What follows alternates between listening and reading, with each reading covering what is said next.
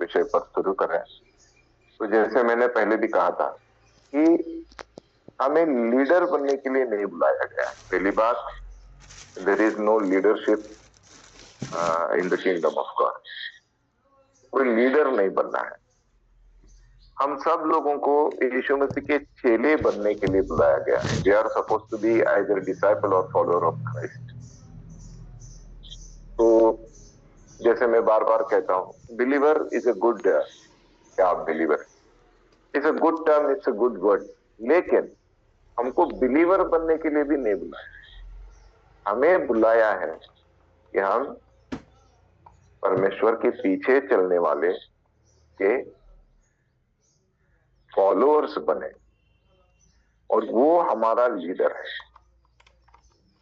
वो हमारा ही is the chief shepherd and we have to follow him. अब क्या होता है कि ये जो चीफ शेफर्ड है, जो मेन शेफर्ड जिसे हम लोग कह सकते हैं, उसे एक दिन हम मिलने वाले हैं। उसके पहले हमें चाहिए कि हमारे कुछ ऐसे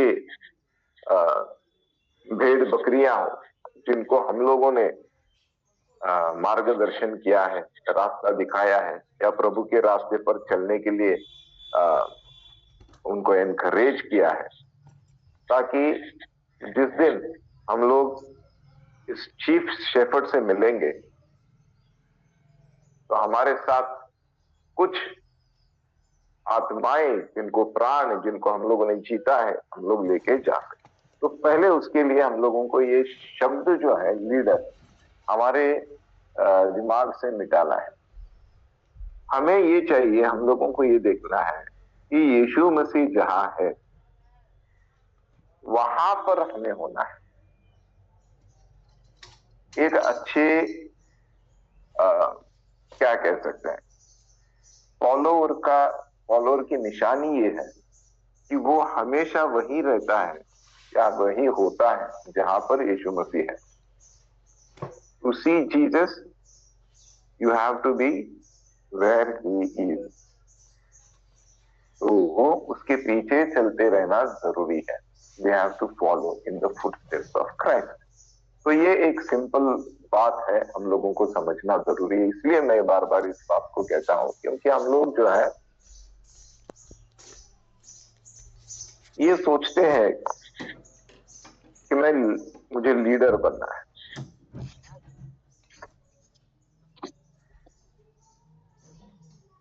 तो हमारे मस्तिष्क में, हमारे दिमाग में कुछ चीजों को डाल दिया गया है, इस तरह से डाल दिया गया है कि हमें लगता है कि एक लीडर है, एक अगुवा है।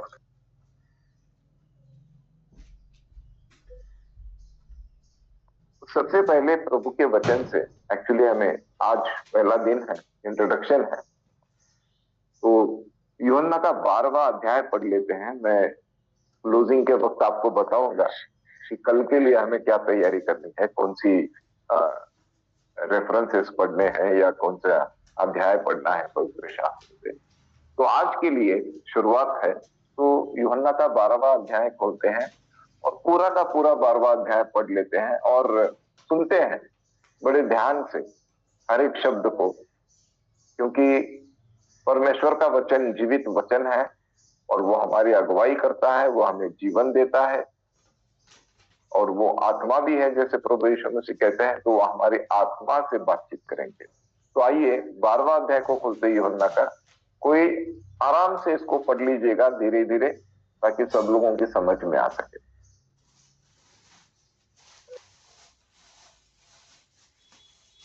श्री जी आप पढ़ेंगे?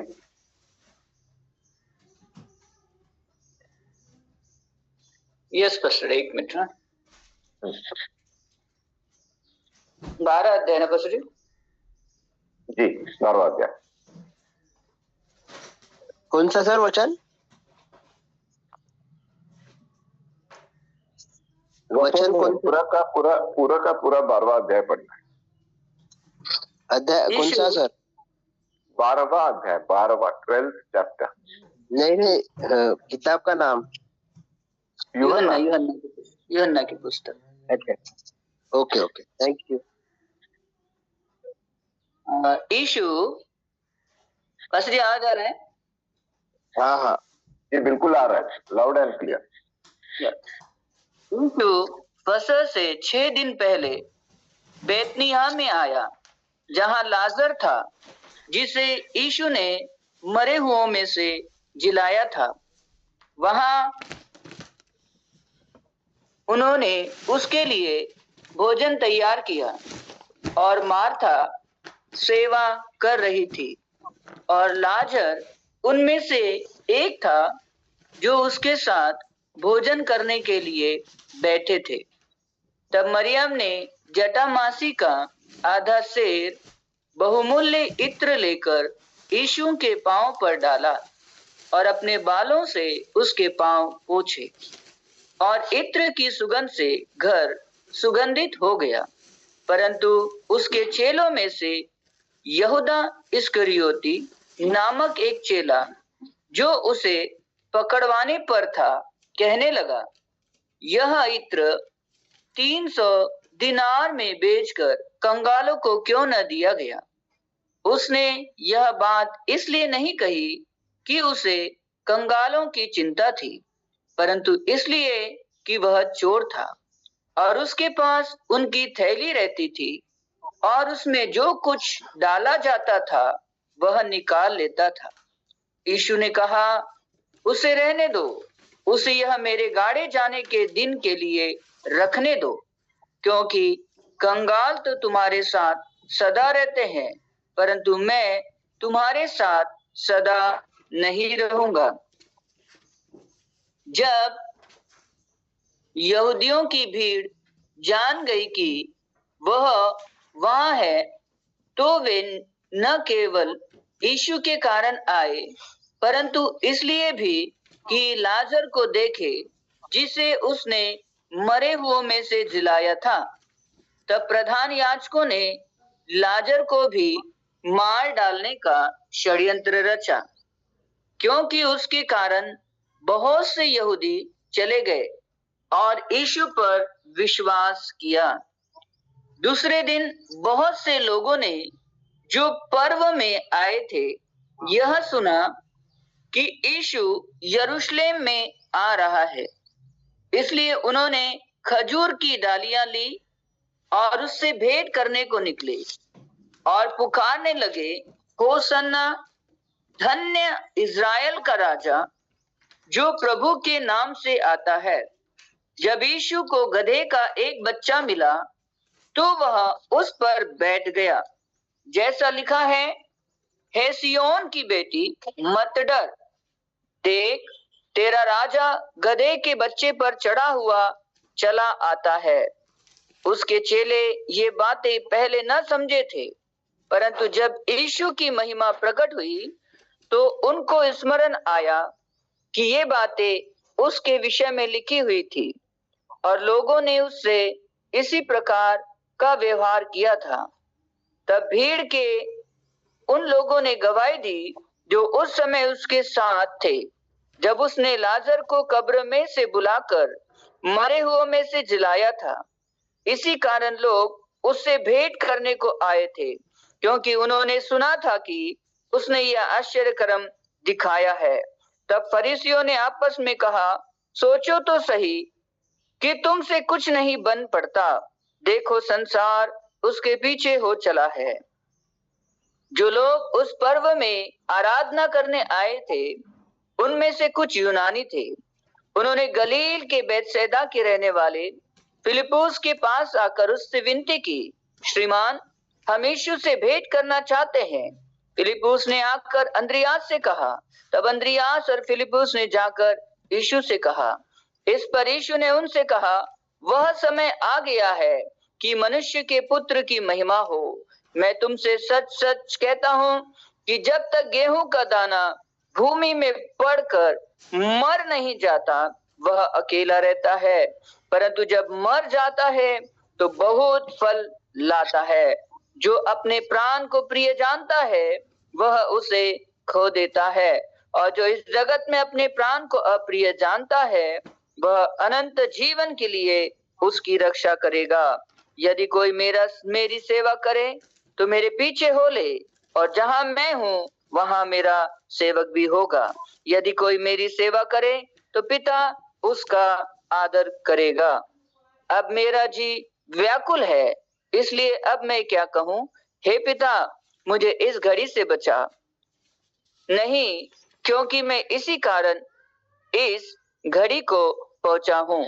हे पिता, अपने नाम की महिमा कर। तब यह आकाशवाणी हुई, मैंने उसकी महिमा की और फिर भी करूंगा। तब जो लोग खड़े हुए सुन रहे थे, उन्होंने कहा कि बादल गरजा। दूसरों ने कहा, कोई स्वर्गदूत उससे बोला। इस पर यीशु ने कहा, यह शब्द मेरे लिए नहीं परंतु तुम्हारे लिए आया है। अब इस संसार का न्याय होता है। अब इस संसार का सरदार निकाल दिया जाएगा, और मैं यदि पृथ्वी पर से ऊंचे पर चढ़ाया जाऊंगा तो सबको अपने पास खींचूंगा। ऐसा कहकर उसने यह प्रकट कर दिया कि वह कैसी मृत्यु से मरेगा।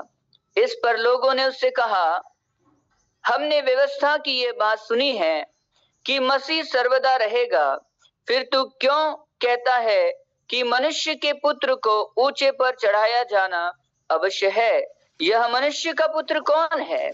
यीशु ने उनसे कहा, ज्योति अब थोड़ी देर तक तुम्हारे बीच में है।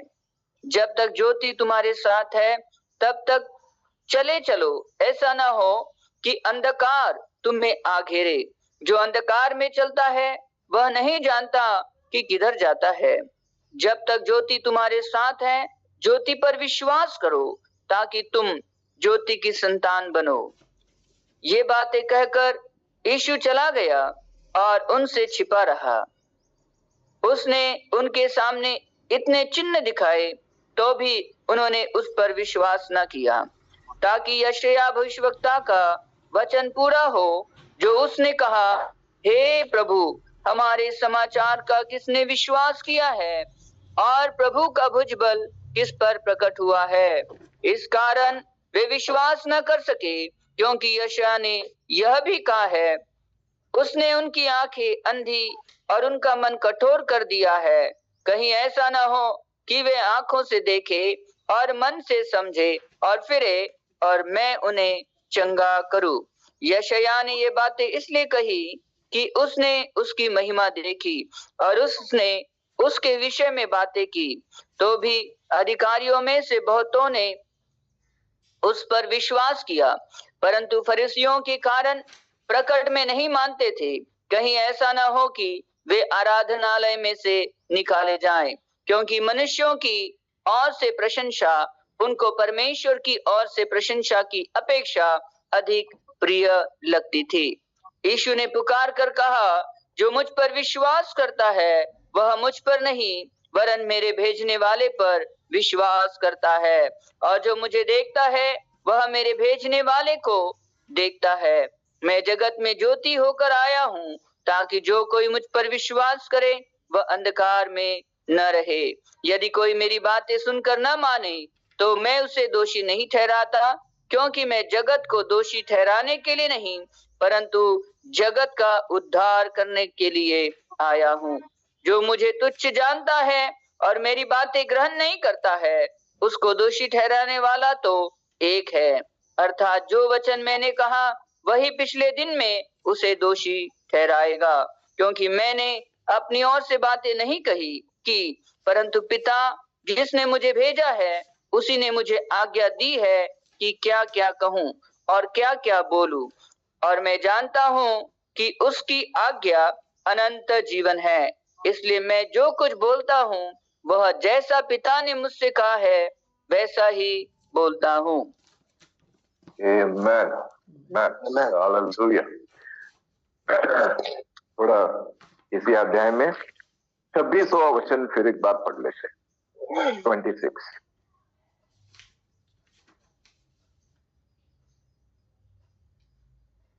यदि कोई मेरी सेवा करे तो मेरे पीछे हो ले, और जहां मैं हूँ वहां मेरा सेवक भी होगा। यदि कोई मेरी सेवा करे तो पिता उसका आदर करेगा। Amen. Amen.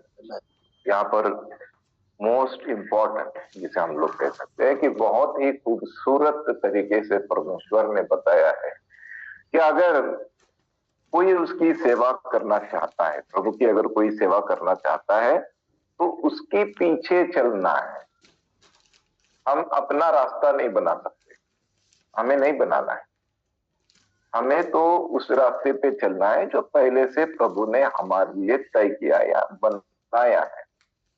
प्रभु के लिए जो रास्ता बना है, हम लोग यूहन्ना के बारे में भी पढ़ते हैं, वो आया यीशु मसीह के पहले और कहता है कि प्रभु के लिए रास्ता बनाओ, ऊंचे ऊंचे पहाड़ टीले जो भी है सब जमीन दोस्त कर दो, राइट। तो उसके लिए पहले से रास्ता बना है, इस धरती पर भी बना है, और उसने हमारे लिए नए रास्ते जो है वो खोजे हैं, बनाए हैं, खुद उन रास्तों पर चला है। अब हमें उसके नक्शे कदम पर चलना है। We have to follow Christ. दूसरी बात वो कहता है कि जहां मैं हूं वहीं मेरा सेवक भी होगा। अंग्रेजी में लिखा है, if any man serve me let him follow me and where I am there shall also my servant be. If any man serve me, him will my Father honor. जो भी प्रभु की सेवा करते हैं, उनका आदर इस धरती पे हो या ना हो, लेकिन प्रभु परमेश्वर खुद उनका आदर करते हैं। Praise God. इतना बड़ा क्या कह सकते हैं, औहदा है नहीं है, लेकिन इतना बड़ा सम्मान उस व्यक्ति को मिलता है जो प्रभु की सेवा करता है। ये सबसे बड़ा सम्मान है,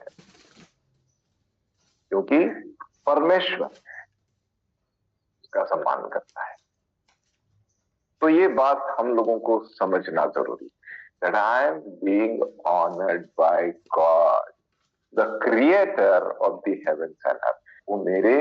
वो मेरा सम्मान करते हैं। क्यों? क्योंकि मैंने एक बार जब प्रभु की आवाज सुनी और जब मैं उनके पीछे चल पड़ा हूं, तो मैं उनके नक्शे कदम पर चल रहा हूं, और उसी के कारण परमेश्वर मेरा सम्मान करते हैं, क्योंकि मैं प्रभु के साथ हूं। तो हम लोगों को ये बात समझना बहुत जरूरी है कि मैं अपने लिए कोई नया रास्ता नहीं बनाऊंगा, लेकिन मैं वही करूंगा जो मुझसे कहा गया है। It is very simple. Yeshu Masih क्या कहते हैं? जो मैंने मेरे पिता की ओर से सुना है वो बातें मैं आपको बताता हूं। जो कुछ भी मैंने आपसे कहा है वो मैंने पिता को कहते हुए सुना है। तो अब हम लोगों को क्या करना है? अनुकरण करना है। We have to follow Christ. इसका मतलब है उनका अनुसरण करना है, जो उन्होंने सिखाया है वही हमको अन्य लोगों को सिखाना है। हमें कुछ नई सीख नहीं देनी है। ओके? कुछ लोग ऐसे होते हैं जिनको हर बार कुछ नया चाहिए। ओह, ये तो बहुत मोनोटोनस हो गया, ये तो रोजमर्रा का हो गया, कुछ नया चाहिए। नहीं, परमेश्वर के वचन के साथ छेड़छाड़ नहीं कर सकते। परमेश्वर के वचन के साथ हम लोग कुछ अन्य चीजों को नहीं जोड़ सकते। जैसा है वैसे ही उसका स्वीकार करना पड़ेगा। वो तीखा है, वो बहुत तेज है, उसी वक्त वो बहुत मुलायम भी है। वो लोगों को जागरूक भी करता है। तो जैसा है वैसा है, उसी का इस्तेमाल करना है, उसमें और कुछ जोड़ने की चेष्टा नहीं करनी। Then we are true followers of Christ. जो मैंने यीशु से सुना है मैं वही बताता हूं। जैसे पौलुस कहता है बड़ी प्राइड के साथ, वो कहता है कि आई प्रीच क्राइस्ट क्रूसिफाइड। मैं दूसरा कुछ बताता ही नहीं। I don't want to teach you anything else. मुझे नई नई चीजों को खोज कर तुमको एंटरटेन करने के लिए नहीं बुलाया गया है। मुझे जो प्रभु ने कहा है वही आपको सुनाने के लिए बुलाया गया। तो मत्ती की किताब उसका 16वां अध्याय उसका 24 से लेकर 25 तक पढ़ लीजिए। कोई हिंदी में पढ़ लीजिए।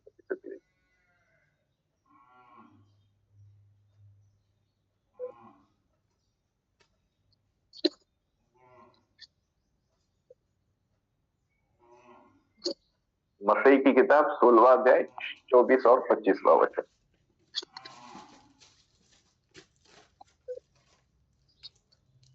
अब यीशु ने अपने चेलों से कहा, यदि कोई मेरे पीछे आना चाहे तो अपने आप का इनकार करे और अपना क्रूस उठाए और मेरे पीछे हो ले। क्योंकि जो कोई अपना प्राण बचाना चाहे वो उसे खोएगा, और जो कोई मेरे लिए अपना प्राण खोएगा वह उसे पाएगा। आमीन। तो यहाँ पर जो हमसे कहा गया है वो ये कहा गया है कि भाई अपनी जो कुछ भी आइडियाज है वो भूल जाओ, अपने जो भी विचार है भूल जाओ, किनारा कर लो, और जो मैंने तुम्हें सिखाया है, जो मैंने आपसे कहा है उसमें ही चलते थे। आमीन। ये हमारा मेमोरी वर्स भी है। अगर समय है तो बैठ के थोड़ा इसका इसे इसकी घोषणा कीजिए, इसको बाय हार्ट करने की कोशिश कीजिए, क्योंकि ये हमारे जीवन की कुंजी है। हम सब प्रभु की सेवा कर रहे हैं। तो 24-25 का जी 24 और 25, 16वां अध्याय 24 और 25 मत्ती की किताब। ये अपना मेमोरी वर्स भी है। आप इसे घोषणा कीजिएगा, इसे बार बार पढ़िएगा, इसे बाय हार्ट करने की कोशिश कीजिए अगर कर सकते हैं। तो एक छोटा सा डिस्कशन का समय, जैसे आमतौर पे हम लोग करते हैं जब ये हम लोग इस विषय को हाथ डालते हैं, जब कुछ समझने की कोशिश करते हैं, तो हर एक का अनुभव अलग होता है। तो कभी आपने परमेश्वर से कुछ पूछा, कुछ मांगा,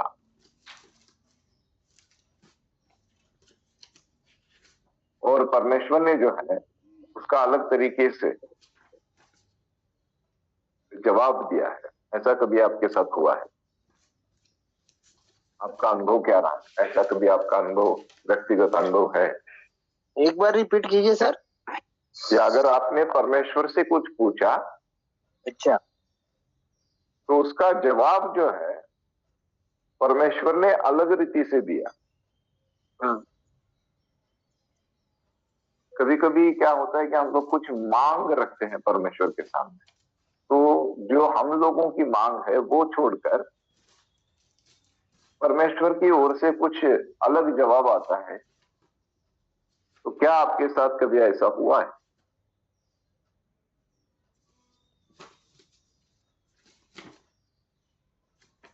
मेरे साथ तो बहुत बार हुआ। क्या और जो मांग किया वो यानी पूरा पूरा नहीं हो पाता है सर। मेरे साथ ऐसा हुआ है, जैसा मैं बहुत बार से सेवकाई के लिए मैं निकलना चाहता हूँ और शुरू भी कर देता हूँ, लेकिन बहुत सी जगह अड़थड़े आ जाते हैं, या कोई रास्ते जो खुले हो रहते वो यानी वो पहले हाउ बोलते मिलने, और बाद में फिर बोलते कि हमारे पास अभी समय नहीं है, हम कहीं जा रहे हैं।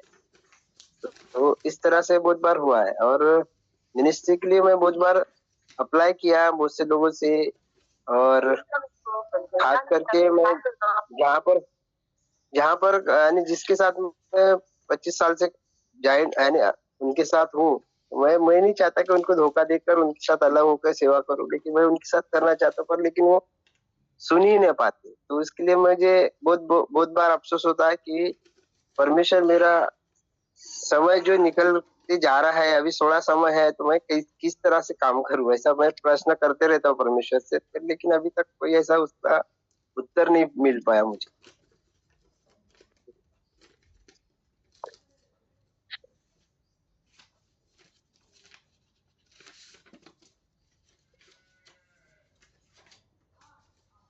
भी हमारे बीच में जिनका अनुभव ऐसा कुछ है थोड़ा सा अलग है।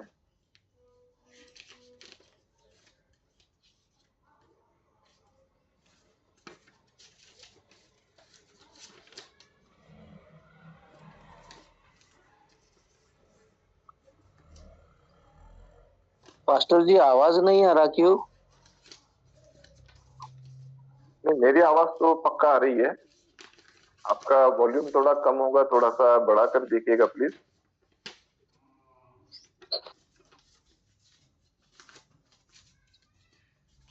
हाँ, आ रहा अभी। जी जी जी।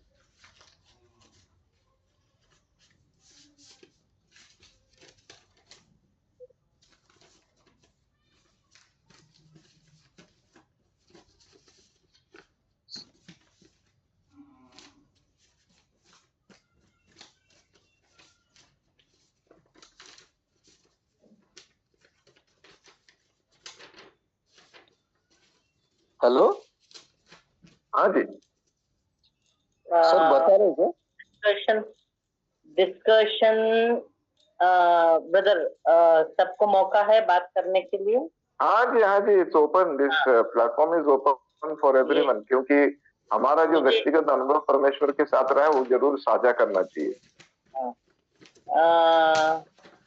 मेरे साथ भी हुआ है। तो एक ही खुदा मुझे एक एक ही चीज देता है, एक ही पर्सन देता है हैंडल करने के लिए, जी एंड वो लंबे समय तक रहता है। एंड एक एक को कोई जो मुसीबत में है, जो त्रास में है, औरतों को मैं गॉस्पेल शेयर किया है। जी एंड दुनिया जब टिकटॉक यानी कि कायर होके सज धज के जब आराम से है, मैं 4 बजे 5 बजे मेरा नहाने नहीं होता था।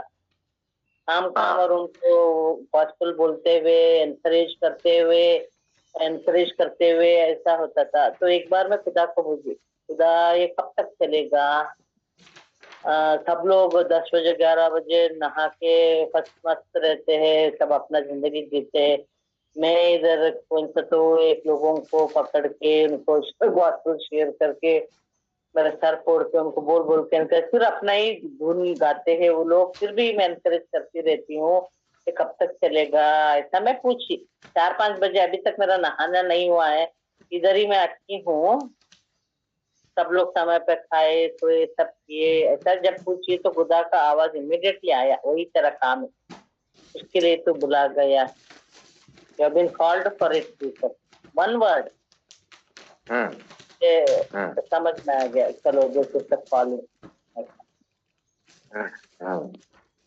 मन में रिलैक्स होके मस्त रहना चाहती थी, बट गॉड टोल्ड नो, एक एक कोई तुम शेयर करोगे और एक एक कोई एनकरेज करोगे। एंड मैं पर्सनली देखा सब औरतें डिलीवर्ड हुए, उनके मुसीबत से बाहर खुदा ने निकाला। Praise God, praise God. तो हम लोग है ना रॉन्ग डायरेक्शन में जाते हैं। हम खुदा से प्यार करते हैं मगर अपना ही करना चाहते हैं हम लोग। तो जैसे हमारे रिंगमल ब्रदर बोलते हैं ना, मनुष्य गुण पाप है, हम पापी है और रिबेलियस है। खुदा बोलता रहता है, हम सुनते नहीं। जितनी बार खुदा ने मुझे वार्न किया है, फिर भी मैं अपना ही भागते रहती। तो जब ये सब एक्सपीरियंस होता है, बट ये क्लियरली सुना है ना, ऐसा बहुत बार खुदा का I've heard his voice. That pray, whom Lord when I ask night 2 बजे pray the Lord is telling, ऐसा आवाज आ रहा है, to whom Lord China he said, China। तभी कोरोना स्टार्ट हुआ। इसके बाद हम लोग देख रहे थे वीडियो, शेयर कर रहे थे, सब ऐसा सब बहुत सारी चीजें है। एंड एक बार भी खुदा बोला शांत रहे, उधर मत भाग। मैं भागी और गिर पड़ी। हाँ, और फुल बड़ा 50,000 खर्चा है, मेरा मुंह तोड़ गया, लिप्स गया, दांत टूटे, नकली दांत डालना पड़ा, मुंह में आया, लिप्स में सब। खुदा इमीडिएटली आओ, एक्सीडेंट दिखाया, फिर भी मुझे गड़बड़ था उधर भागने का, पता नहीं क्या गड़बड़ था वो। तो ऐसे हम लोग है। तो शांत होकर खुदा पे वेट करना बेहतर है। ये सब हम बहुत मुश्किल से सीखते हैं, हार्ड लेसन बोलते हैं ना, हार्ड लेसन ऐसा। तो ये मेरा अनुभव है खुदा के साथ। ठीक है, तो अभी और कोई है जो कुछ शेयर करना चाहता है या हम लोग आगे बढ़े?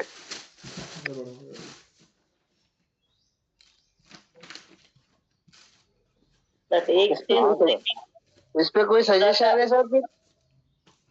सजेशन अभी अभी सिस्टर ने दे दिया। हाँ, वो तो क्या है, और एक फॉर द गॉड एंड ना हम रिफाइन होना है, क्योंकि खुदा का कॉलिंग हाई कॉलिंग है। टॉम डिकन हरी है, हर कोई सब एनकरेज करते तुम कर सकते हो, बट हायर लेवल में ना हम दृढ़ होना है, हम रिफाइंड होना है। गोल्ड कैसा आग में प्यूरिफाई होता है, ऐसा प्यूरिफाई होना है, टेस्ट देना है। हम कितना रिलायबल है वो खुदा देखता है, सब वो अलाउ करता है मिनिस्ट्री ओपन में।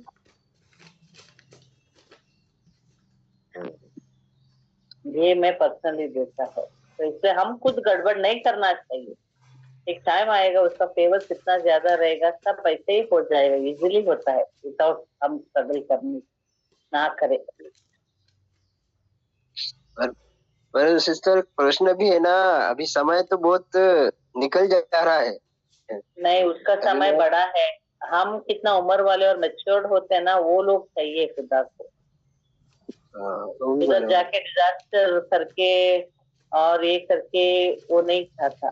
जो भी है हम भी तैयार होना है ना, क्या क्या मुसीबतें झेलेंगे हम। देखिए मैं मेरे राय में the toughest thing is to tame human being. हम लोगों को एक ह्यूमन बीइंग होना, एक खुदा पे रास्ते पे लाना बहुत ये है। लोग अपना अपना अंडरस्टैंडिंग में चलते, खुदा में रह के अपना अंडरस्टैंडिंग में चलते। तो खुदा हम लोगों को इतना ज्ञान से और विजडम नॉलेज और अंडरस्टैंडिंग से भरना चाहता है। क्या बड़ा घटा तो भी हम हिलना नहीं, वो लेवल पे लाना चाहता है, इसके लिए तैयार करता है। हम सोचते हैं हमारा उम्र कम है, हमारा टाइम कम है, हम ये अर्थ पास करके निकल जाएंगे क्या के, बट उसका लेगेसी रहता ही है। हम नहीं तो दूसरा कोई करेगा, बट उसका राह में हम रुकना है, उसका यस में यस मिलके रहना। What do you say, brother, about this? वो तो ठीक है सिस्टर जी, मगर अपनी जो इच्छा है कि मैं ये काम करूं, तो वो काम अपन से नहीं होता तो फिर कैसा? Wait upon to the Lord, खुदा बोलता है मेरे लिए रुको। वेटिंग है। दिलीप भैया ने जैसे कि बोला कि मुझे वो काम करना है, जब तक मैं जिंदा हूं तब तक ये काम मेरे से होवे तो बहुत अच्छा होगा।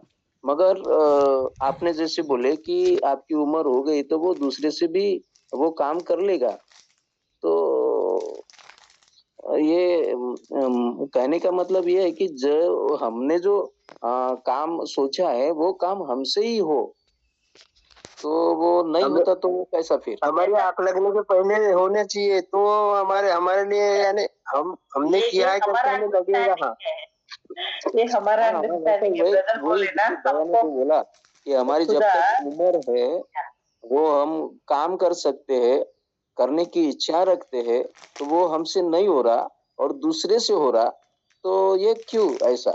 ये एक्चुअली ना खुदा का किंगडम है ना, कंपटीशन नहीं है, ना रेस नहीं है, ना जैसा हमारा ब्रदर बोले ना अभी, गणेश पास्टर जी बोले ना, ये हम लोग लीडरशिप के लिए नहीं बने हैं हम। ये हमारे दिमाग में होना चाहिए। उसका समय के लिए हम राह देखना है, उसका इच्छा, हमारा इच्छा नहीं। Fully surrender, your will Lord, your will, आपका मत है प्रभु, ये मेरा मत है, ये मेरा विल है, मगर उस मेरे विल में आपका विल ज्यादा रहने दो, ये हमारा प्रार्थना होना चाहिए। वो सरेंडर होना चाहिए हमें। मैं ये सीखा है मेरे वॉक में। नहीं वो तो ठीक है, मगर परमेश्वर ने ये बोला कि तुम मुझ में बने रहो, मैं तुम में बना रहूंगा, तो जो चाहे वो तुम्हारे लिए मेरे पिता की ओर से हो जाएगा। यस। एक बात मैं तो बोलना नहीं, चाहूंगा इसमें। आप इसके लिए खुद पर्सनली प्रार्थना करना है और क्या क्या सुधारना है खुदा आपको दिखाए। मैं जब रोजमर्रा जिंदगी में जब मैं प्रार्थना करूँ और दिखाता है खुदा ये सही करते रहो, और दिखाता है यही सही करते, और दिखाता है यही सही करते रहो। चेंज। पर सिस्टर अभी तो मुझे 38 साल हो रहे हैं प्रभु के साथ बने रहने के लिए, और 38 साल में तो कितना नंबर समझ में आता है। उतार चढ़ाव बहुत सारे आए, और नहीं, बहुत बार 38 साल मैंने बोले तो कितना 38 38 ईयर 38 ना, मैं 52 की हूँ मैं। नहीं, वो तो मैं 55 का हूँ, वो एज नहीं। ये अभी मैं प्रभु के साथ 38 ईयर से यानी उस पर विश्वास करके चल रहा हूँ। लेकिन मैंने कभी यानी सांसारिक बातों की लालच नहीं किया। यानी मुझे बंगला होना, गाड़ी होना, ये होना, वो होना, कभी मैंने उसके लिए दुआ भी नहीं की। मैंने जो है मेरे पास, मैंने उसको परमेश्वर से ही कहा कि प्रभु तूने दिया है, तेरी इच्छा है। ब्रदर गणेश ही बोलेंगे आपको, मेरा अनुभव मैंने।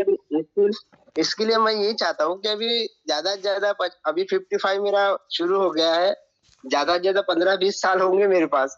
तो उसमें अगर मैंने 38 साल में जो नहीं कर पाया वो अगर इसमें करता हूँ, तो उसमें मेरे ही यानी मैं जो विश्वास कर रहा हूँ उसका मेरा प्रतिफल मुझे मिलेगा, ऐसा मुझे लगता है। अगर नहीं करूंगा तो फिर मैं आया, खाया पिया और गया, तो इसके लिए कोई मतलब का नहीं रहेगा ना। ये मेरा प्रश्न है। नहीं, मेरा भी बहुत सारा क्वेश्चन था, और मैं बहुत डिप्रेशन में थी 1-2 साल पहला। इतना इससे से क्या कुछ नहीं हो रहा, कुछ नहीं, बहुत एंजाइटी, कुछ ही नहीं ऐसा। बट जैसे बाइबल स्कूल चला, एक आनंद है दिल में, एक हैप्पीनेस है और एक जॉय है। वो ब्रदर जैसा जैसा हम अटेंड हो गए ना, वो जब हमको बोलते गए बहुत सारा क्वेश्चन का मुझे उत्तर मिल गया मेरा प्रश्न का। तो ऐसे ही हमारा जो भी है अभी, जो सही है गलत है वो अभी ब्रदर ही बोलेंगे। तो हमसे भी ज्यादा एक्सपीरियंस है खुदा के राह में, ब्रदर गणेश जी बोलेंगे इसके बारे में। और मेरा यही अनुभव है, बात मैं नहीं, क्या। अच्छा ओके। और यही बात नहीं, लेकिन मेरे पास भी बहुत सारी बातें जो परमेश्वर ने सिखाई है, मैंने सीखा हूँ, वो सारी बातें मुझे मेरे पास है, लेकिन वो उसका उपयोग नहीं हो पा रहा है। और जिनको कुछ भी नहीं आता, कुछ भी नहीं समझता, ना वो ढंग से बात कर सकते, ऐसे लोगों को खड़े होकर वो प्रभु का काम कर रहे हैं, तो उससे गिल्टी फील होता है, दर्द होता है कि प्रभु का अनुभव रहने वालों को पूछते नहीं, और जिनको कुछ नहीं आता उनको खड़े कर देते हैं। और इसके वजह से मेरा मन बहुत दुखता। इसलिए मैं यही कहना चाहता हूँ कि परमेश्वर ने जब सेवा दी है तो उसका उपयोग कब होगा मेरा, मुझे परमेश्वर ने बोला तो मेरा। जी जी, आपका जो सवाल है, यस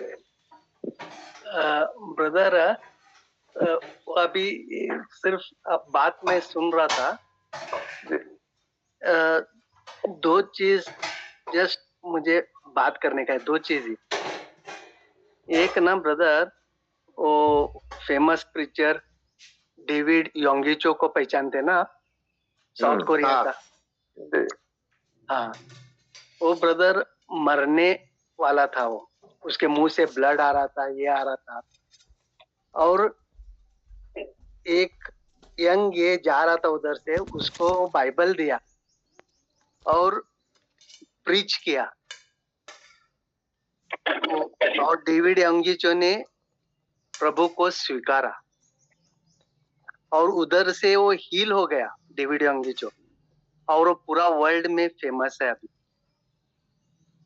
और साउथ कोरिया में तो हमारे इंडिया में पेपर के साथ टाइम्स ऑफ इंडिया, वैसा लीडिंग पेपर उसका है, उसमें प्रभु का एक पेज भी रहता है। इतना बड़ा आदमी है और वो सक्सेसफुल ही है, लेकिन जो उसको प्रीच किया उसका नाम नहीं, कुछ नहीं, क्या भी नहीं है। लेकिन ये आदमी मैं भी पहचानता हूँ, डेविड योंगिचो को, और पूरा दुनिया पहचानता है। तो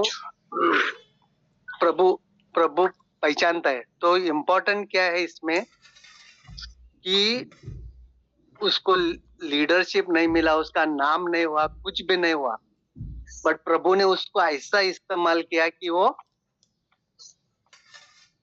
फेमस हो बड़ा गया। अद्भुत काम। हाँ, तो उसका जो ब्लेसिंग है उसको, वो जो प्रीच किया उसको मिलेगा ही, समझा ना। और उसका नहीं कि मैं डेविड योंगिचो से भी होशियार हूँ, मैं कर सकता, ऐसा नहीं है। In the sight of God she has accomplished everything, because क्योंकि उस in sight of God, because of her David Yonggi Cho. In the same way Billy Graham का भी टेस्टिमनी है ना, पूरा फेमस है। वो 5 प्रेसिडेंट या 4 प्रेसिडेंट के साथ बैठा अमेरिका का, which is most powerful. But one, how he came to the Lord, that person never became famous. तो अभी मैं भी किधर जाता हूँ, किधर ये करता हूँ, वो करता हूँ, तो if it is Lord's will कि आपको वो स्टेज पे लाने का है, वो करने का है, कोई आदमी रुका नहीं सकता है, कोई रुका नहीं सकता है। If the Lord wants as a playback sing, मतलब बैक आर्टिशन करके, it is good to accept that field also and run the race, because at the end you're not fulfilling human being, you're not fulfilling any individual person, but you're fulfilling the what God has called you for. And when you fulfill what God has called you, you are 100% successful. और एक बात ये है brother, जब हम प्रभु में आते हैं, लाइफ फुल स्ट्रगल है, कुछ भी बोल नहीं सकते कि ये अच्छा है, वो अच्छा है, फुल स्ट्रगल है, बहुत बेकार है। लेकिन एक चीज है ब्रदर, प्रभु में आने के बाद इतना तकलीफ रहा तो भी जॉय ऑफ द लॉर्ड, वो कोई भी दे नहीं सकता है ब्रदर, वो कोई भी दे नहीं सकता है। और वो जो है ना, मेरे लाइफ में मैं देखा है, वो जॉय कोई आदमी छीन नहीं सकता है मेरे से, because the Joy of the Lord ना क्या। एंड जब वो रोमन्स पॉल का मैं तो पढ़ता हूँ, इतना खुशी से भर जाता हूँ मैं। मेरे पास कपड़ा रहने दे, नाम रहने दे, शोहरत रहने दे, कुछ भी फर्क नहीं पड़ता है, because Jesus is important. And when you have focused only Jesus, ये सब मैं कर सकता हूँ। मैं का सवाल ही नहीं आता है, क्योंकि if I have to preach 1 lakh people, and if it is the Lord's will, it will be done. If I have to be a backstage person, that I can touch 1 life, and that life can preach the whole world, and that is will of God, that I should be a back person with no name, no fame, but in the sight of the Lord, you are full of fame, full of name, you are highly exalted, because at the final stage, I cannot give you certificate, you cannot give me certificate, but the Lord will give. And that joy is full joy. और जब प्रभु में हम चलते हैं daily, हकीकत बोलने के लिए मैं कन्फेस करता हूँ, जब प्रभु में मैं नहीं चलता था ना, तब आज इतना पैसा मांगता तो 2 मिनट में मिलता था, क्योंकि इतना भारी दिमाग है। लेकिन वो पूरा दिमाग ना, I have to bring it under submission of Jesus Christ. I cannot use my head at all. It has to be led by the Lord Jesus Christ. And हमारे में पवित्र आत्मा है, वो हमको हेल्प करता है।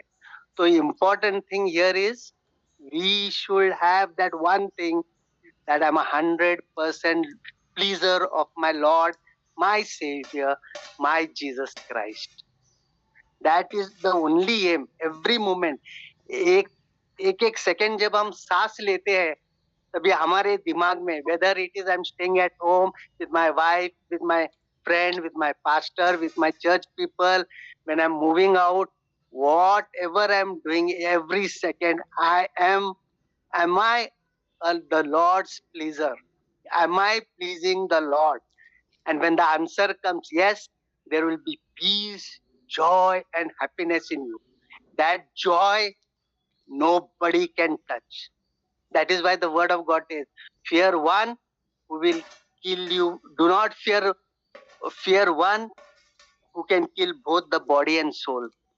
लेकिन आपके शरीर को जो मार सकता है, do not fear. And only God has that authority to both that verse, I think it is very clear. I'm not able to quote. Both body and soul, who can finish? That is God. So why fear about this physical body? It has got nothing to do. So every second है ना, मैं अभी मेरे पास knowledge है, इतना knowledge है कि मैं वो इस्तेमाल करना चाहता हूँ, लेकिन हाँ, प्रभु की इच्छा है क्या? अगर प्रभु की इच्छा नहीं है तो हम स्टेप बैक किए सो अच्छा. Every moment we have to fulfill the will of God, and His will, His purpose is 100% successful. 99 उसका और 1% मेरा भी रहा ना, I will not be successful. It should be 100% Him. And in that also, humiliation, whatever comes in your life, take it as a joy, because the joy of the Lord is our strength. Praise God. Praise God.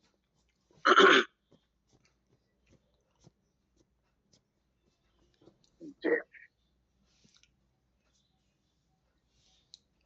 मत्ती का किताब खोलेंगे 10वां अध्याय 28वां वचन पढ़ लेते हैं।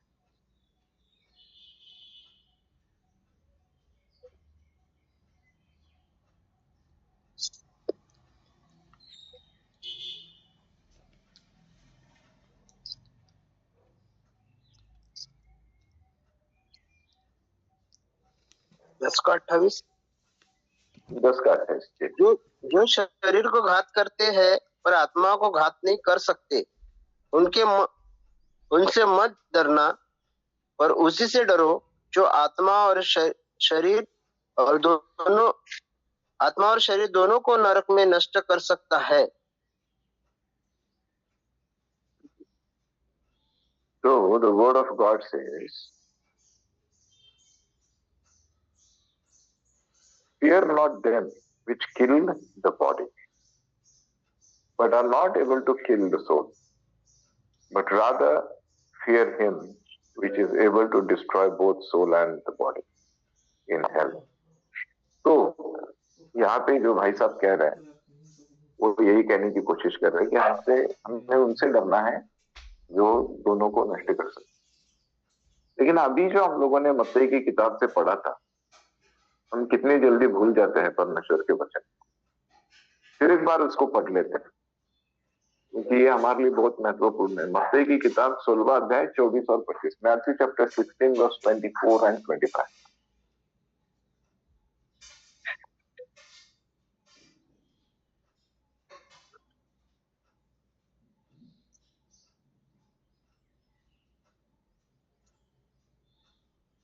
सोलह वर्ष 24-25। तब यीशु ने अपने चेलों से कहा, यदि कोई मेरे पीछे आना चाहे तो अपने आप का इनकार करे और अपना क्रूस उठाए और मेरे पीछे हो ले। क्योंकि जो कोई अपना प्राण बचाना चाहे वो उसे खोएगा, और जो कोई मेरे लिए अपना प्राण खोएगा वो उसे पाएगा। आमीन। कितना सिंपल बोला है ना। तो अगर हम लोग उनके पीछे चलना चाहते हैं, उनका अनुसरण करना चाहते हैं, अनुकरण करना चाहते हैं, तो पहली बात अपने आप को त्यागना है, अपना त्याग करना है, अपनी इच्छाओं का त्याग करना है, अपने सपनों का त्याग करना है, सब कुछ छोड़ना है। ये कहने के लिए कि not my will but let your will be done, मेरी इच्छा नहीं लेकिन आपकी इच्छा पूरी। तो हम जब कुछ इच्छा लेकर प्रभु के पास आते हैं तो हम लोग जो है, मैंने जैसे कि मैं बार बार कहता हूं, claim, name it and claim it. बहुत बार ऐसा होता है, लोग जो है गलत शिक्षा के कारण कुछ चीजों को ऐसा मान लेते हैं कि मैं अगर ये चाहता हूं तो परमेश्वर मेरे लिए करेगा। ये हर बार होगा इसकी कोई गारंटी नहीं है, लेकिन ये नहीं होगा ये असंभव है ऐसा भी नहीं। तो पौलुस का जो उदाहरण है जिसे हम लोग देख सकते हैं कि जो चंगाइयों की सभाओं का आयोजन करता था, जब परमेश्वर के वचन को सुनाता था और जब विश्वास को बढ़ते हुए देखता था लोगों के मन में, उनके हृदय में, और जब वो जानता था कि ये व्यक्ति जो है वो अब चंगा होने के लिए तैयार है, या उसमें इतना विश्वास उत्पन्न हुआ है परमेश्वर का वचन सुनने के कारण कि अब मैं अगर कुछ बोलता हूं तो उसके जीवन में हो सकता है। तो चंगाई की बात है, आत्मिक चंगाई परमेश्वर का वचन सुनने से मिलती है, शारीरिक चंगाई प्रार्थना से मिलती है। तो अगर हम लोग मांगते हैं परमेश्वर से कि मुझे चंगाई चाहिए, तो चंगाई परमेश्वर जरूर देता है, लेकिन सब लोग चंगे होंगे इसकी कोई गारंटी नहीं है। परमेश्वर सबको चंगा नहीं करता। खुद पौलुस जो है वो 3 बार प्रार्थना कर चुका कि परमेश्वर ये जो कांटा मेरे जीवन में है इस कांटे को दूर करो। कौन सा कांटा था? अगर शास्त्र को बारीकी से पढ़ेंगे तो हम लोगों को ये पता चलेगा कि जब यीशु मसीह की रोशनी को उसने दमास्कस के रास्ते पर देखा था और यीशु की आवाज को सुना था, उस वक्त जब वो अंधा हो गया पूरी तरह से, और जब अनानियास ने उसके लिए प्रार्थना की, 3 दिनों के बाद वो चंगा हुआ, उसको दिखाई देने लगा, लेकिन पूरी तरह से उसे नहीं दिखता था। His eyesight was partially restored. पूरी तरह से उसको दिखाई नहीं देता था, वो लिख भी नहीं सकता था। इसलिए जितनी पत्रियां लिखी गई हैं जो हम लोग पढ़ते हैं, वो सारे उसके जो असिस्टेंट थे उन्होंने लिखे, उसने बस डिक्टेट किया है। उसके जो सगे थे, उसके जो साथी थे, उन साथियों ने ये सारी पत्रियां हम लोगों के लिए लिखी है। बीच बीच में कभी कभार पौलुस कहता है कि मैं अपने हाथों से लिख रहा हूं ये बात। वो कहता है कि मैं बड़े अक्षरों में लिख रहा हूं, क्योंकि वो छोटे अक्षरों में नहीं लिख सकता, दिखाई नहीं देता था।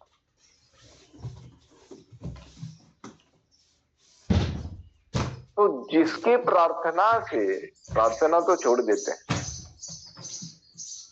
ये जो चेले थे इनका साया भी अगर किसी पर पड़ जाता था तो लोग चंगे हो जाते थे।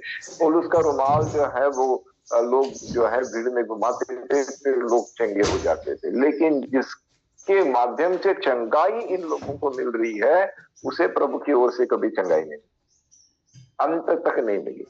परमेश्वर ने कहा कि मेरा अनुग्रह ही तेरे लिए काफी है। तो अननियास की लाइफ अगर हम लोग देखेंगे दिलीप भाई, तो अननियास का जो जिक्र है वो 2 अननियास है। एक अननियास और सफीरा, वो चैप्टर क्लोज हो गया। ये जो अननियास है, ये भाई साहब जो है ये अलग है।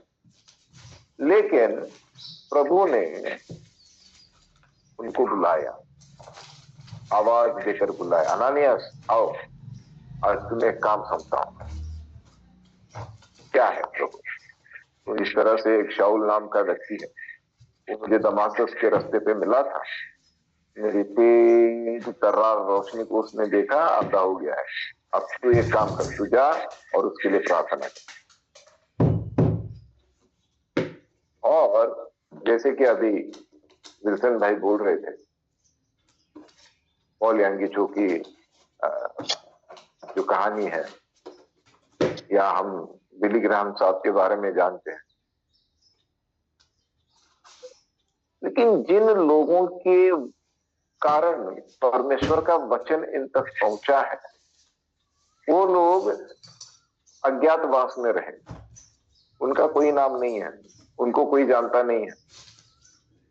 लेकिन जिन व्यक्तियों को परमेश्वर ने उनके द्वारा खड़ा किया है और जितने आत्माओं को उन्होंने जीता है, उसमें उनको हिस्सेदारी मिलती है।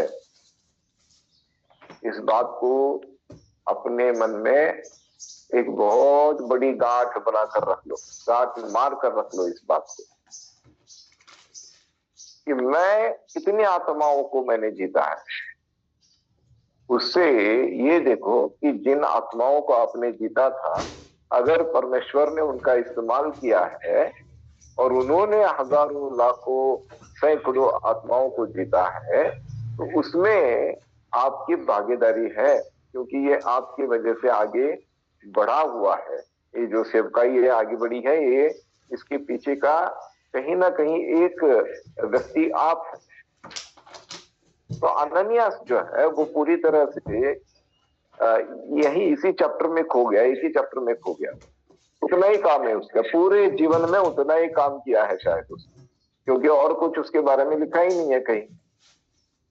लेकिन उसने इस जगत को पॉल दिया, उसकी वजह से पॉल जो है एक missionary, the world's greatest missionary after Christ. तो ये मत सोचिएगा कि मुझे ही सब कुछ करना है ना। एक अच्छे लीडर जो है ना, उसकी खासियत ये भी है, एक अच्छे फॉलोअर ऑफ क्राइस्ट की खासियत ये भी है कि वो कुछ ऐसा करने की कभी सोचता ही नहीं है कि वो लोगों की नजर में आए। हमें लोगों की नजर में नहीं आना है भाई। अभी हम लोगों ने पढ़ा परमेश्वर का वचन, और वो परमेश्वर का वचन ये कहता है कि क्योंकि मैं यीशु मसीह के पीछे चलता हूं, मैं उसका सेवक हूं, इसलिए परमेश्वर मेरा आदर करता है, परमेश्वर मुझे सम्मानित करता है। मुझे लोगों की नजर में सम्मान पाने की जरूरत नहीं है। अरे भाई, जिसने पूरी दुनिया को बनाया, पूरे अंतराल को बनाया, पूरे विश्व को जिसने अपने शब्द से बनाया, वो परमेश्वर मेरा सम्मान करता है, वो परमेश्वर मेरा आदर करता है। मुझे किसी मनुष्य के आदर सम्मान की जरूरत क्या है भाई? मुझे पहचान की क्या जरूरत है? परमेश्वर मुझे जानता है, परमेश्वर मुझे पहचानता है। ये इंपॉर्टेंट बात हम लोगों को समझना जरूरी है। दूसरी बात, जैसे कि वो कहता है मत्ती की किताब 16वां अध्याय 24 और 25 में, I must deny myself. I must deny myself मतलब मेरी सारी इच्छा आकांक्षाओं को पानी पे छोड़ देना है। तेरा कुछ नहीं। हाँ, मेरी इच्छा है कि मैं तेरी सेवा करूं। Yes, I want to serve you and I will continue to serve you. But in what capacity? कैसे करूंगा मैं ये? मैं क्या बनकर करना चाहता हूं?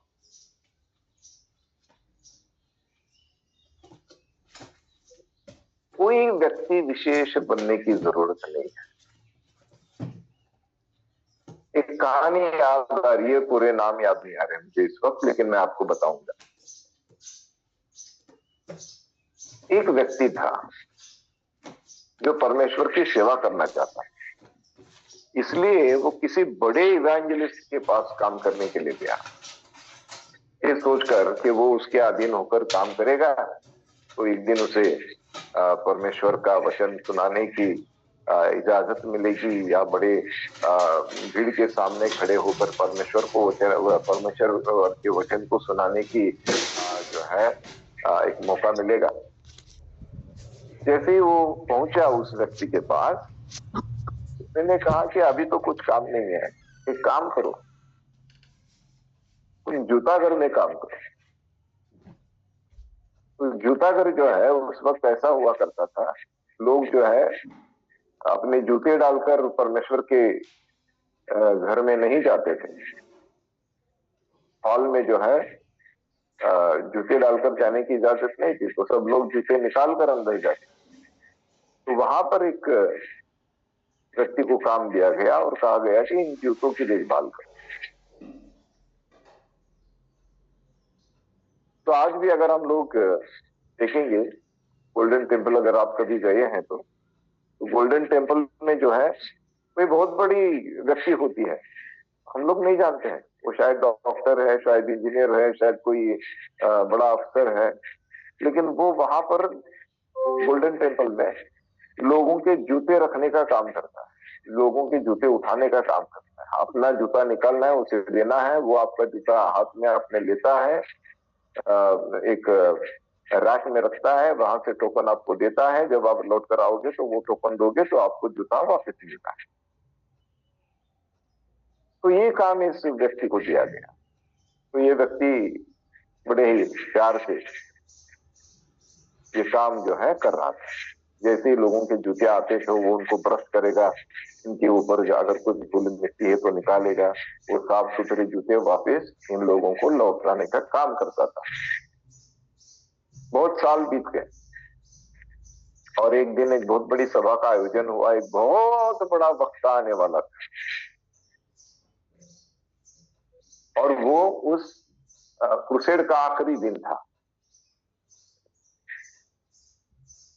और ये वक्ता पहुंचा नहीं, कहीं लेट हो गया, उसका हवाई जहाज नहीं आया, कुछ तो गड़बड़ हो गया।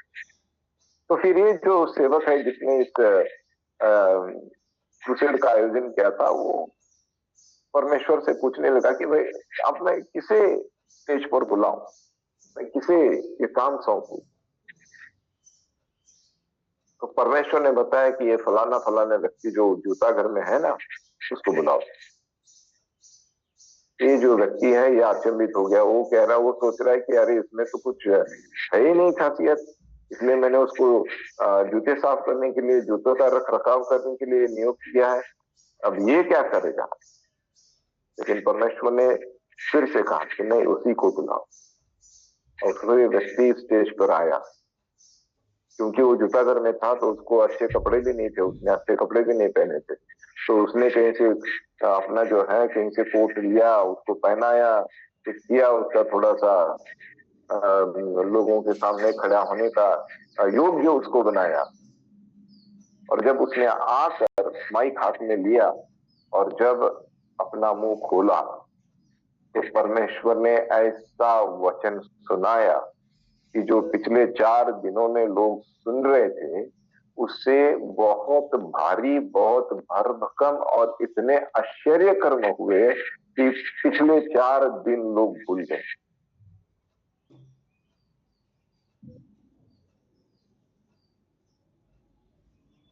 तो समय समय की बात है कि कब कौन, मतलब को किसको परमेश्वर ऊपर आएगा, ये परमेश्वर तय करता है, मनुष्य नहीं, हम खुद भी नहीं। लेकिन मेरे पास काम है या नहीं है, अगर है तो मेरी योग्यता का है या नहीं है, ये सब जांच पड़ताल करके समय जो है वो बर्बाद करने के बजाय जो काम सौंपा गया है वो अगर हम लोग बखूबी निभाएंगे तो परमेश्वर सही समय पे हमें और ऊपर उठाता है। वो सब परमेश्वर का है, हमारा नहीं है। Promotion comes from the Lord, not from any man. जो भी मनुष्य की ओर से आता है, मनुष्य देता है, ले भी लेता है, लेकिन जब परमेश्वर एक बार दे देता है तो आपको और ही ऊपर उठाता जाएगा, कभी नीचे आने का सवाल पैदा ही नहीं होता है। That is why we must wait upon the Lord. परमेश्वर का भरोसा करना है और परमेश्वर पर निर्भर रहना है। अपनी बातों को आगे बढ़ाने के बजाय, अपनी इच्छाओं को आगे बढ़ाने के बजाय ये सोचना, ये समझना जरूरी है कि परमेश्वर की इच्छा क्या है। अनानियास के बारे में कहीं और जिक्र नहीं है। एक बार पौलुस उसको मेंशन किया है, लेकिन उसके पहले ना तो हम लोग कभी अनानियास के बारे में पढ़ते हैं और ना ही उसके बाद पढ़ते। तो पिछले इतवार को मैंने इसी पे संदेश किया था। और ये अनानियास जो है वो भी कभी बाहर आकर ये नहीं कहता है कि देखो मैं कौन हूं, पहचानते हो मुझे, मैं हूं जिसने पौलुस के लिए प्रार्थना की थी। जिक्र है पवित्र शास्त्र में ऐसे लोगों का जो लोग आकर सीना ठोक ठोक करके कह रहे होंगे, सीना तान कर कह रहे होंगे कि मैंने ये किया, नहीं भाई, हम लोग कुछ करते नहीं है, हम लोग बस एक स्रोत है, एक स्रोत बनते हैं। हमारे जरिए से परमेश्वर काम करते हैं। हमारे हाथ, हमारे पैर, हमारी आंखें सब परमेश्वर की है। एक बहुत पुराना हिम है, अंग्रेजी में है, लेकिन उसका जो सार है वो यही है कि मेरे हाथ तेरे हाथ बने, मेरे पैर तेरे पैर बने, मेरी आंखें तेरी आंखें बने। मेरा इस्तेमाल कर, लोगों तक पहुंच, लोगों को बचा। तो हम लोग ये समझना जरूरी है कि आई एम एक्चुअली नोबडी। मेरी हैसियत ना तो कुछ है ना मेरी पहचान। लेकिन जब परमेश्वर को लगता है कि मैं उसके इस काम के योग्य हूं, तो वो मुझे बुलाएगा और वो काम मुझसे करवाएगा, और उतना ही मेरे लिए काफी। आजकल क्या हुआ है मिनिस्ट्री में, मैं बताता हूँ आप सब लोगों को, आप ध्यान से सुन लीजिएगा इस बात को। मेरा जो अनुभव है बहुत कटु रहा है कुछ लोगों के साथ। उसके लिए दोष नहीं देता हूं मैं उनको, क्योंकि उनको उस तरह से ढाला गया है, उनको उस तरह से बनाया गया है, और वही सीख लेकर जब कोई मिनिस्ट्री में आता है तो पूरी की पूरी गड़बड़ी हो जाती है। तो कुछ सरकारी लोग जो है, जो सरकारी नौकरी करते हैं लेकिन फिर भी सेवकाई में है, उनका फाइनेंशियल जो प्रॉब्लम है वो तो उनको है ही नहीं, और सरकारी नौकरी है तो उनको लीव बहुत मिलती है, छुट्टियां बहुत मिलती है। उनकी ऑफिशियल छुट्टियां जितनी है वो तो मिलती है, फिर भी अनपेड लीव भी लेकर वो कुछ काम कर सकते हैं। क्योंकि फाइनेंशियली स्टेबल है, तो वो लोग जब मिनिस्ट्री में आते हैं तो उनके साथ कुछ लगेज लेकर आते हैं, उनके साथ कुछ ऐसी चीजों को लेकर आते हैं जो मिनिस्ट्री में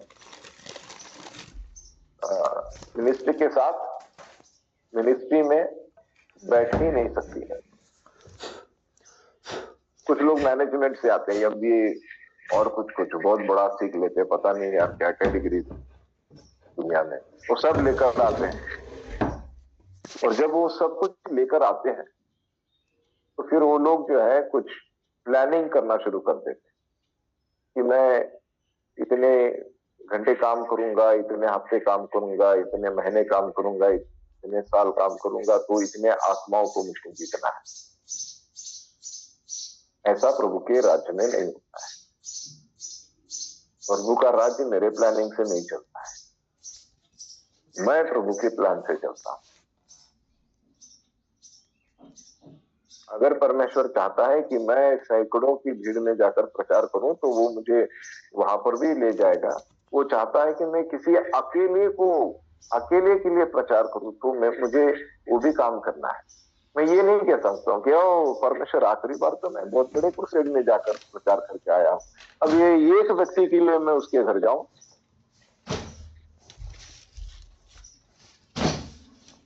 तो ये हम लोगों को समझना जरूरी है। It is not my planning, it is not my will. मेरी ना तो योजना है, ना तो मेरी प्लानिंग है।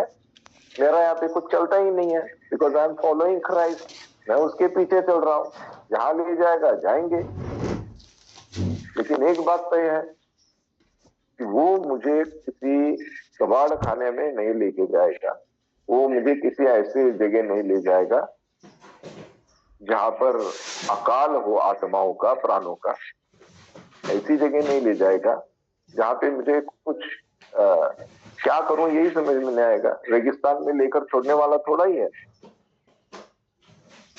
तो जहां है इंतजार करते हैं, परमेश्वर को मौका देते हैं कि जो तेरी इच्छा है उसके अनुसार तो मुझे चला।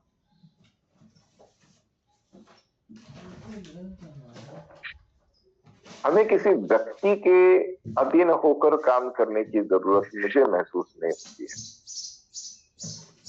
हमें किसी इंसान, किसी संस्था, किसी अधिकारी, चाहे जो कुछ भी है, उनके अनुसार काम करने की जरूरत, क्योंकि उन्होंने मुझे नहीं बुलाया।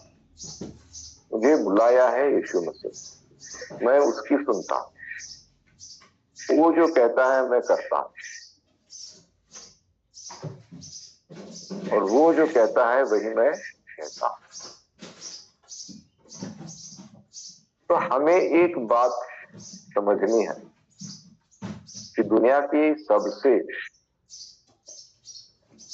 बड़ी अथॉरिटी, बड़ा अधिकार परमेश्वर का है, क्योंकि ये जो कुछ भी हमें दिखाई देता है ये सब कुछ उन्होंने बनाया है।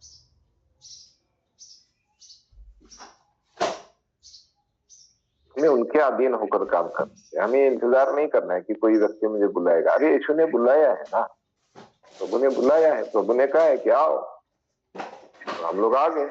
फिर उसने कहा कि अब जाओ। हम लोगों को थोड़ी साथ उसके रहना है हमेशा, हम लोगों को आगे भी बढ़ना है।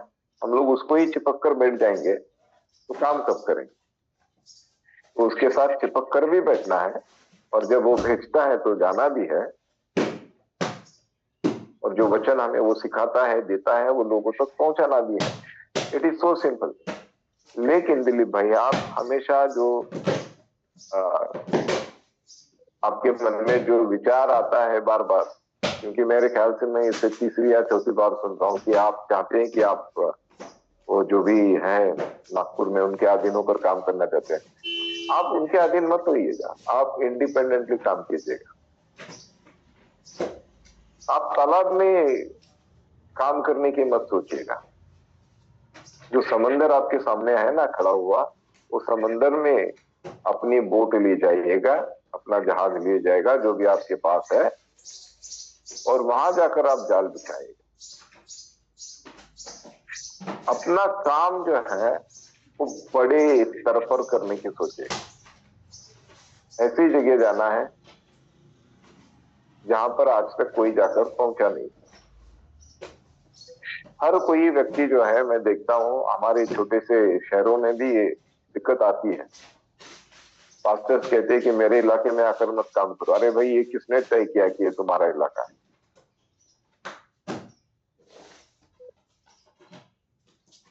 जंगल में जो है शेर अपना अपना एरिया जो है वो तय कर लेता है, उसमें किसी अन्य शेर को आने नहीं देता है। ये तो बात सही है, और यहां तक सीमित भी रहनी चाहिए। हम लोग ये नहीं कह सकते हैं कि ये मिनिस्ट्री, ये एरिया मेरा है। अगर आपका एरिया है, अगर आपके एरिया में आबादी है समझो 5,000 लोगों की, और उसमें से केवल 5 लोग आपकी कलीसिया में आते हैं, तो बचे हुए का क्या? बचे हुए लोगों को समाचार कौन सुनाएगा? कौन पहुंचेगा उन तक? आपने ठेका थोड़े ही लेके रखा, आपको परमेश्वर ने ठेका दिया है।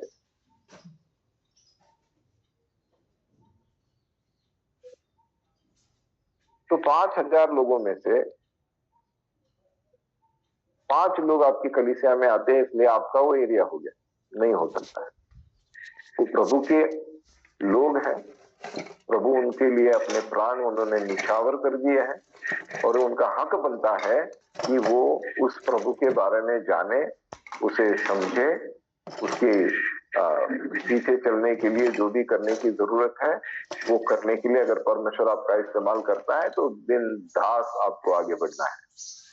बेझिझक जाओ, प्रचार करो, आत्माओं को जीतो, प्राणों को बचाओ, क्योंकि वही तो करने के लिए परमेश्वर ने हमको बुलाया है।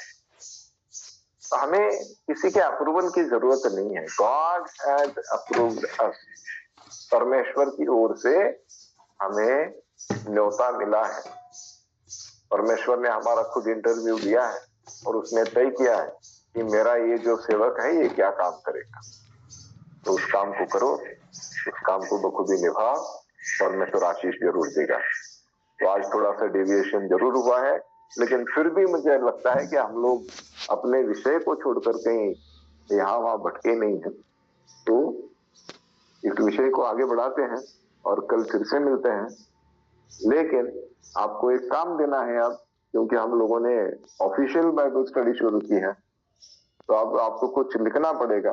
पिछली बार जैसे लिखा था, कुछ लोगों ने लिखा था, कुछ लोगों ने भेजा था, कुछ लोगों ने नहीं दिया। तो फिर एक बार आपको मौका है, एक कागज पर लिखिएगा,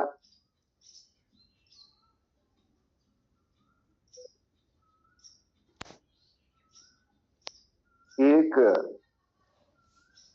परमेश्वर का फॉलोअर होने के नाते, परमेश्वर के पीछे पीछे हम लोग चल रहे हैं, उसके नाते अपने सलीब को, अपने क्रूस को उठाकर चलने का मतलब क्या है?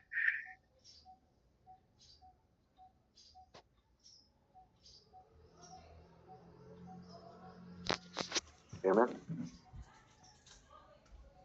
आपकी समझ में क्या आता है? इसका मतलब क्या है? जो अभी हम लोगों ने वचन पढ़ा था, उस वचन के अनुसार अगर हम लोग अपने सलीब को, अपने क्रूस को उठाकर उसके पीछे चलते हैं, तो हम लोग क्या समझते हैं इसके बारे में? Explain in one page what it might mean to be a follower of Christ today, to have to carry our own cross. कोई उदाहरण भी आप दे सकते हैं? तो आज के लिए यही रुकते हैं। प्रभु का धन्यवाद हो। कल इस विषय को आगे बढ़ाएंगे, लेकिन कल आगे बढ़ने के पहले मैं और एक असाइनमेंट आपको देना चाहूंगा। एक लिस्ट बनाइए कि आपके पास क्या क्या है। What all are the things that you possess? ऐसा आपको लगता है कि ये मेरा है, तो जो भी आपका है उसका एक लिस्ट बनाइए, चाहे चीज बड़ी हो चाहे छोटी हो। पूरा का पूरा लिस्ट जो है वो प्रार्थना के समय कल लेके आएंगे, और फिर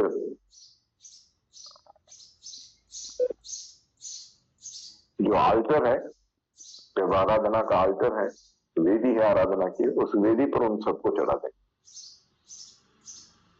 और फिर यही कहेंगे कि जो कुछ भी मेरा मुझे लगता है उसका मालिकाना हक मैं तुम्हें देता हूं, है ना? मुझे नहीं, प्रभु को देना है मालिकाना हक, है ना? तो आज के लिए यही रुकते हैं। आइए प्रार्थना करते हैं।